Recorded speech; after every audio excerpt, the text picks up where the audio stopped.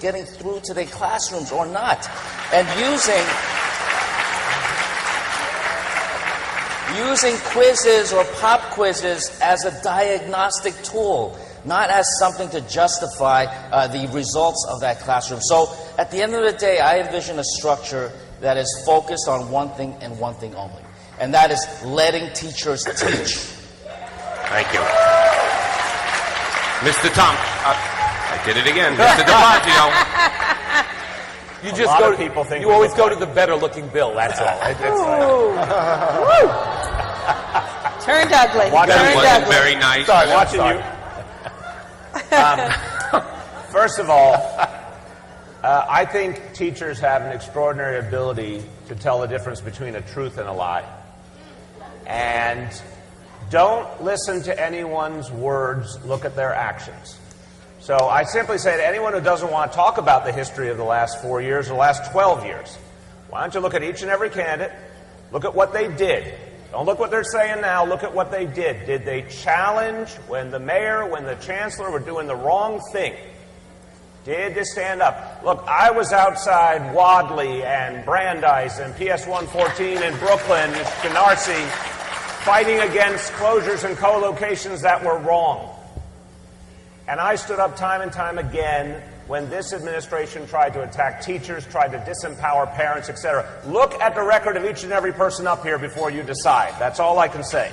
Were they real? Did they stand up, or did they just talk about it? Now. Reorganization, please. Yes, sir. Thank you. Thank you, teacher. First of all, we need to try and do this once. Here's a crazy notion. Once, and then stick with it for 8 years. Because the on-again, off-agains hurt us all. And I think that was part of the problem. I don't think the folks at Tweed understood that they kept changing up on all of us, parents and teachers, and making it impossible for all of us to support our children. So you do it once. Second, districts matter.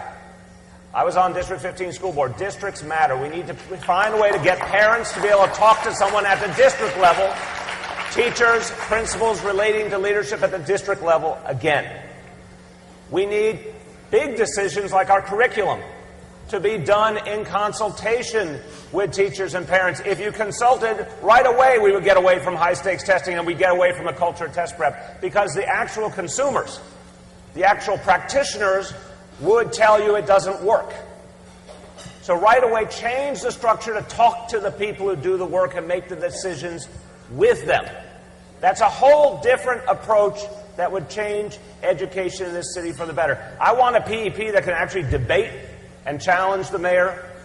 I want community education councils that play a role like a community board does in land use, a role on decisions about school closures and co-locations. I want a democratization of the whole process. And I think if you do that, you not only get a stable organization where everyone involved gets a chance to be heard,